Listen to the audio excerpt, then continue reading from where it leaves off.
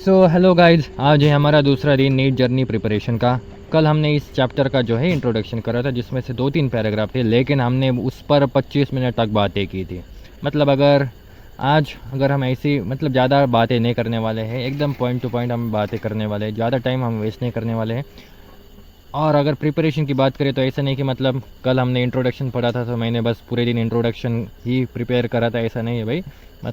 आज अगर मैं ये 2 टॉपिक पे वीडियो बनाने वाला हूँ तो ऐसा नहीं कि मैंने पूरे दिन बस इन्हीं टॉपिक के बारे में पढ़ा था, ऐसा नहीं भाई। मैंने आज बायोलॉजिकल क्लासिफिकेशन का जो चैप्टर होता है इसी बुक में है 11th क्लास का, उसको मैंने पूरा का पूरा रीड करा था।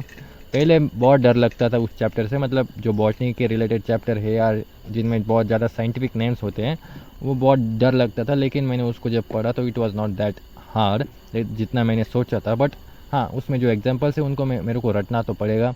मैंने बस ऊपर ऊपर से रीड करा है एक बार, उसमें मेरे को समझ में आ रहा था कि एक्चुअली में चैप्टर में क्या दिया गया है। और जनरली 9th स्टैंडर्ड में हमने वो पढ़ रखा था, लाइक ब्रायोफाइटी, फिलोफाइटी या जो भी फाइटी फुइटी है, वो सब हमने 9th स्टैंडर्ड में पढ़ा था। तो it was very similar to that.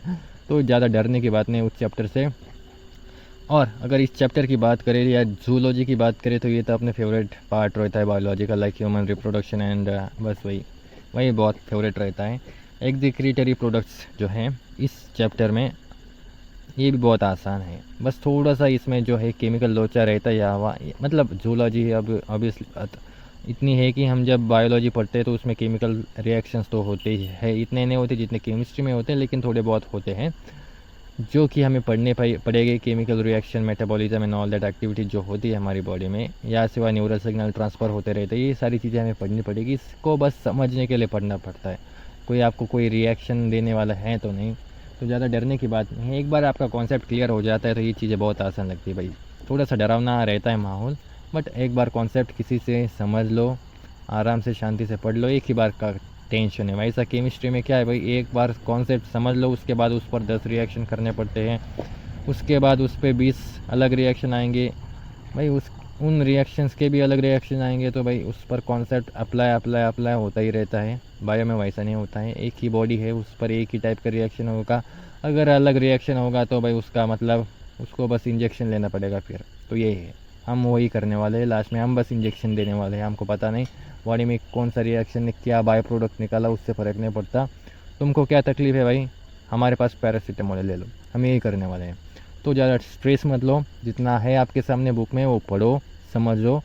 और केमिस्ट्री और फिज़िक्स का मामला यहाँ पर मत लाओ, उसको अलग वे में हम डील करने वाले हैं। मेरा उसका भी प्रिपरेशन चल रहा है। मैंने आज जो है 2-3 दिन से मैं इसमें एक ही चैप्टर पे अटका था। जो चैप्टर था अपना वाला कौन चैप्टर का नाम क्या है भाई, इलेक्ट्रिक चार्जेस एंड फील्ड। ये जो चैप्टर है इलेक्ट्रोस्टैटिक का आता है, और उसका जो दूसरा भाई है वो है इलेक्ट्रिक पोटेंशियल एंड कैपेसिटर। ये 2 चैप्टर जो है भाई, इन्होंने मेरी बहुत वाट लगाई है। इससे पहले जो मैंने चैप्टर्स पढ़े थे फिज़िक्स के, वो ज़्यादा डरावने नहीं थे, बट ये इसमें कुछ समझ में नहीं आ रहा था। तो इसका मैंने अलग ही वे में प्रिपेयर कर रहा हूँ। मैं बस क्वेश्चन सॉल्विंग पे ज़्यादा ध्यान देता हूँ, ना कि कॉन्सेप्ट क्लैरिटी पे। इन 2 पर्टिकुलर चैप्टर्स के मैंने फार्मूला निकाले हैं, मैं बस इन्हीं 2 चैप्टर्स की बात कर रहा हूँ। बाकी जो चैप्टर है उनके मैं कॉन्सेप्ट पर भी ध्यान देता हूँ, बट इन 2 चैप्टर्स में थोड़ा सा है, आड़ी टेढ़ी चीज़ें हैं।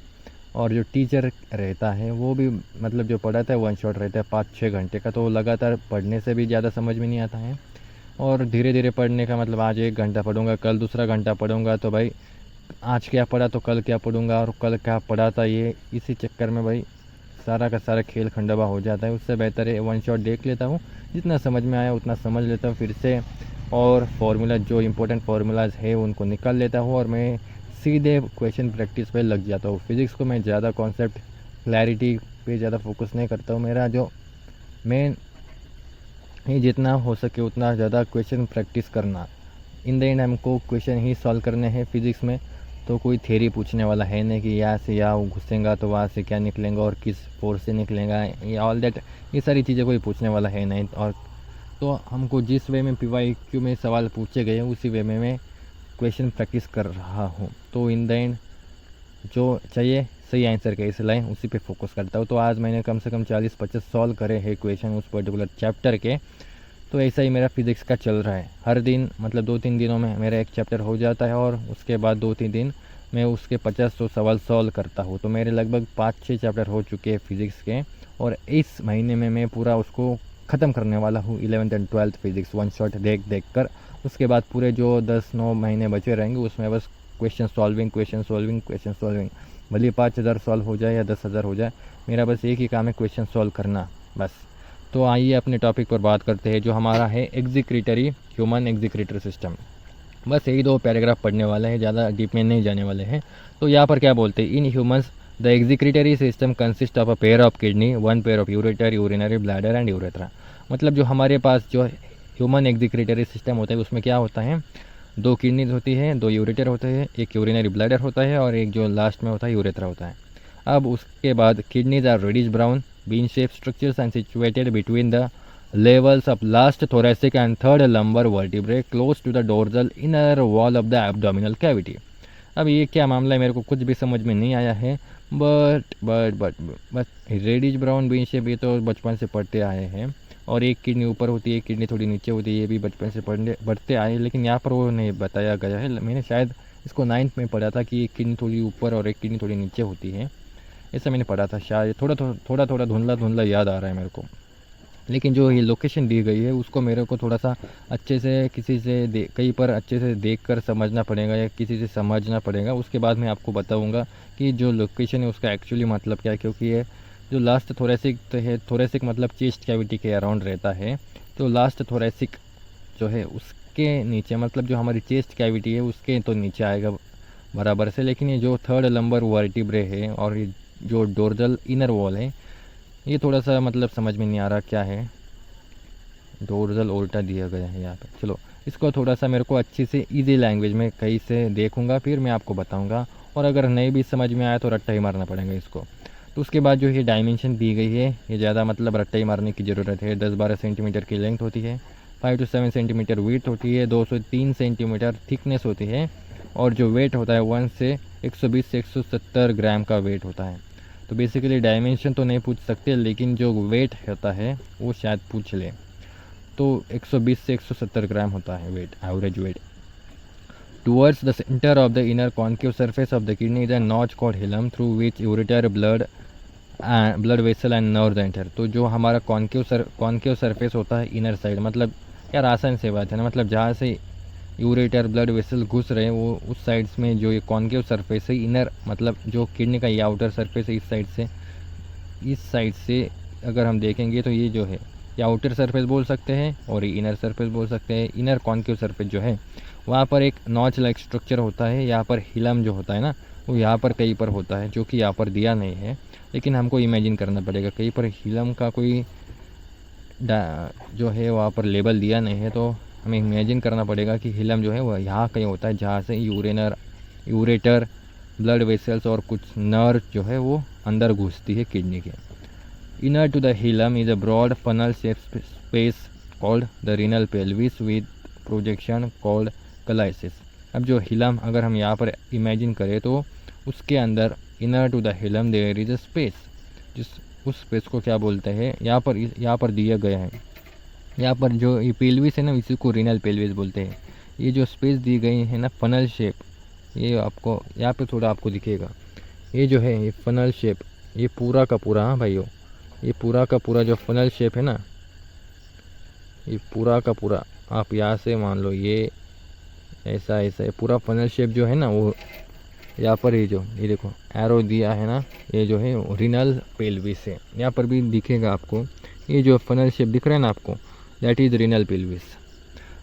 But broad funnel shape space called the renal pelvis with projection called calyces. अब इनको ये जो पेल्विस रीनल पेल्विस के जो प्रोजेक्शन दिख रहे हैं ना आपको, मतलब हमारा ये हाथ है, ये जो हमारा हाथ है ना, ये जो नीचे वाला पंजा है ना, आप उसको बोलो कि ये जो पंजा है उसको क्या बोलो आप, रीनल पेल्विस बोलो। और जो मेरी जो उंगलियां हैं, उंगलियों को आप क्या बोलो, कलाइसिस बोलो। जो प्रोजेक्शन टाइप दिख रहे हैं ना आपको, मेरी उंगलियों का आप प्रोजेक्शन मानो और उन प्रोजेक्शन को क्या बोलते हैं, कलाइसिस। मतलब ये सारे जितने सारे उंगलियां हैं उन सारे के ग्रुप को अगर बोलेंगे तो उनको कलाइसिस बोलेंगे। और एक फिंगर की बात करें या एक जो है एक प्रोजेक्शन की बात करें तो उसको कैलिक्स बोलते हैं। मतलब यहाँ पर देखो, ये पेल्विस से मतलब ये हाथ का पंजा है, और ये जो दिख रहा है ना आपको, ये ऐसा ऐसा आ रहा है ना, ये जो है ऐसा आ रहा है। फिर ये एक उंगली है, ये एक उंगली, ये दूसरी उंगली। अब इसको जो है एक को अगर माने तो एक कैलिक्स है, और सारे के सारे जो फिंग दिख रहे हैं ना, एक दो यहाँ से, ये पूरा भाई, ये पूरा एक फिंगर आप मान लो, ये दूसरा फिंगर आप मान लो, इनको कलाइसिस बोलते हैं। ये सारे के सारे मिलकर कलाइसिस बोलो, और एक को पकड़ना है तो एक को क्या बोलो। ये देखो यहाँ पर कैलिक्स की लेबल दी है, ये जो है कैलिक्स की लेबल यहाँ से जहाँ आ रही है ना, तो ये जो है ऐसे जो स्ट्रक्चर है उनको कैलिक्स बोलते हैं। यहाँ पर उसके बाद क्या दिया है, the outer layer of kidney is a tough capsule, inside the kidney there are 2 zones. The outer layer of the kidney is tough capsule, मतलब जो आउटर लेयर होती है वो बहुत टफ कैप्सूल होती है। Inside the kidney there are 2 zones, outer cortex and inner medulla. यहाँ पर जो है, यहाँ पर दिया गया है जो आउटर लेयर होती है, कहाँ पर है, यहाँ पर जो है कॉर्टेक्स होती है जो, और जो इनर लेयर होती है that is medulla. Medulla is this triangular pyramidal like structure जो है ना, वो मेडुला। फिर भी थोड़ा सा कन्फ्यूजन रहता है भाई, ये एकदम डिटेल में फिगर देते नहीं है तो क्या ही मतलब याद रखिए इसका। चलो, लेकिन हम इतना याद रख सकते हैं कि जो ट्रायंगुलर स्ट्रक्चर है उसी को हमको देखना पड़ेगा। सॉरी, यहाँ पर जो ट्रायंगुलर स्ट्रक्चर है उसको हमको देखना पड़ेगा, वो मेडुला है। और जो आउटर स्पेस में है, या आउटर जो स्पेस में जो है वो कॉर्टेक्स बोल सकते हैं हम उसको। यहाँ पर थोड़ा डिटेल में है, ये कॉर्टेक्स का जो लेबल है इसको पिंक शेड में दिया गया है, और ये जो जिसको ये लाइनें काट रही है ना, उस ट्रायंगुलर जो स्ट्रक्चर है उसको हम मेडुला बोल सकते हैं, बोलना ही पड़ेगा क्योंकि यहाँ पर जो लेबल है वही पर दिया गया है, medulla. The medulla is divided into few conical masses, medullary pyramids. जो मेडुला है, शायद ये जो लाइनें हैं, इन्होंने यहाँ पर मेडुलरी पिरामिड तो इन लाइनों को बोला है, कहाँ पर है, मतलब जो मेडुला हम इसको बोल सकते हैं कि जो ये ट्रायंगुलर पिरामिडल लाइक स्ट्रक्चर है वो that can be the medulla, and medulla is divided into the conical masses. या ये लाइनें जो है वो डिवाइड कर रही है मेडुला को, तो हम इनको मेडुलरी पिरामिड बोले। क्या बोले भाई, जो समझ में आया भाई वही बता रहा हूँ मेरे को। The medulla is divided into few conical masses, medullary pyramids, projecting into कलाइसिस।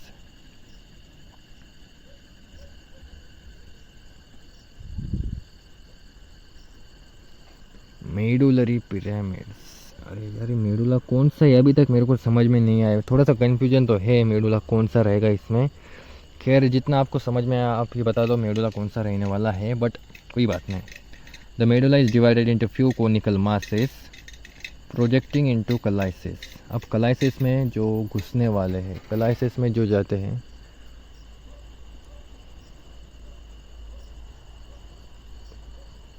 Projecting into कलाइसिस,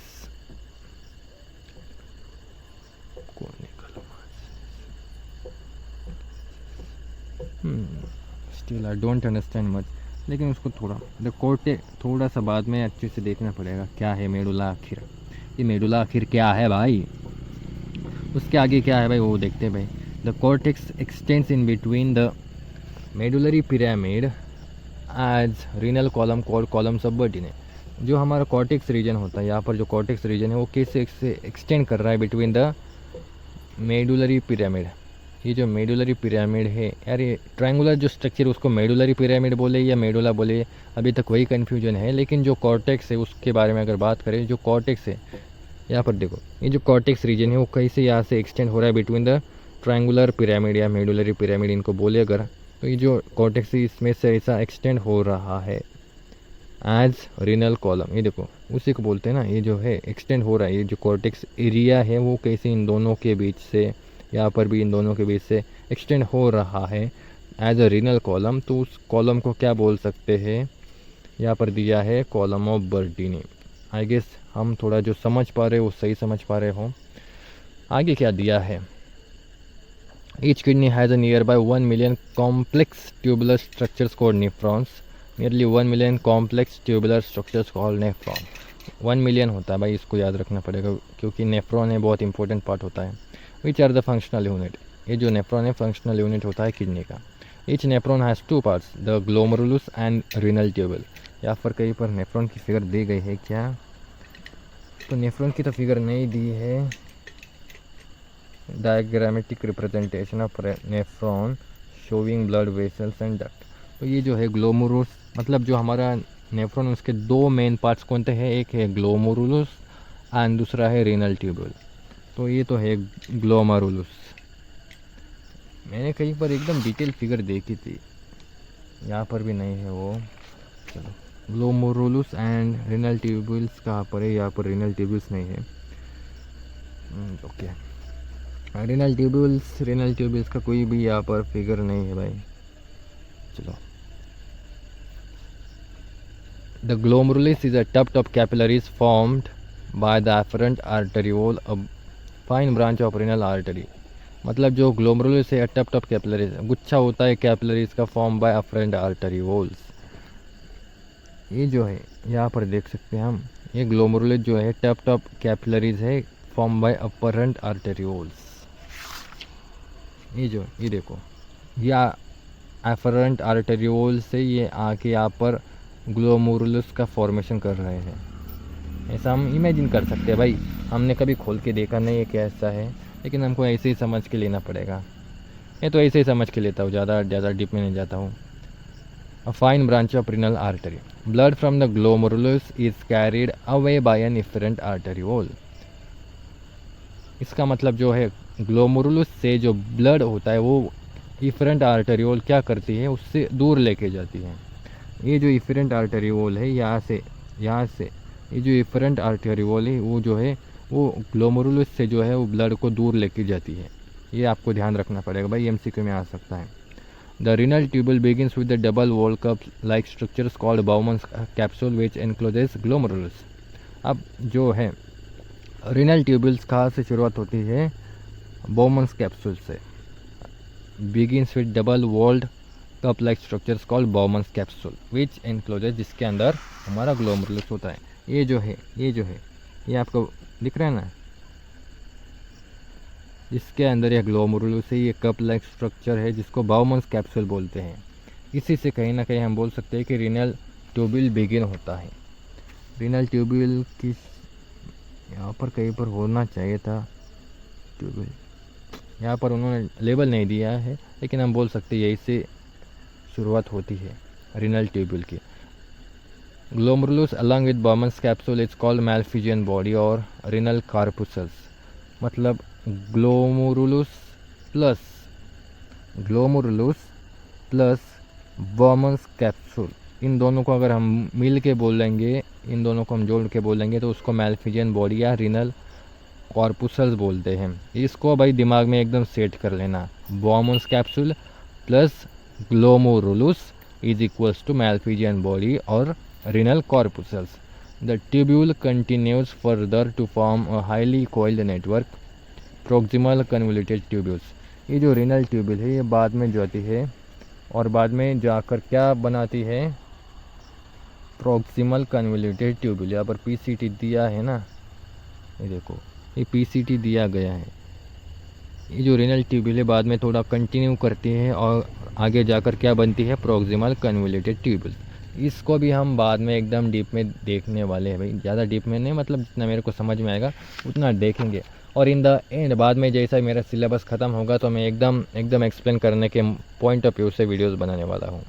अभी मैं खुद का बस शेयर कर रहा हूँ जर्नी, तो इसको ज़्यादा सीरियसली मत लेना। ये कॉकरोच असली है कि नकली है भाई? ओ ये तो असली है भाई।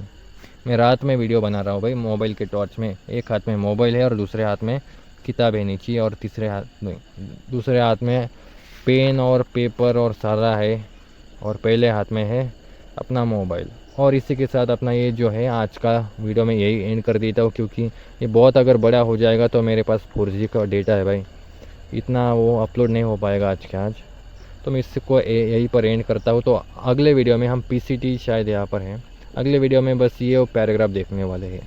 यूरिन फॉर्मेशन तो बहुत आसान है भाई, मैंने पढ़ा है इसको, बहुत आसान है। ये जो पैराग्राफ है उसको पढ़ने वाले हैं, क्योंकि इसमें PCT और DCT के बारे में थोड़ा सा दिया गया है विच इज़ इम्पोर्टेंट। तो बस यहीं पे एंड करता हूँ मैं अपना ये वीडियो।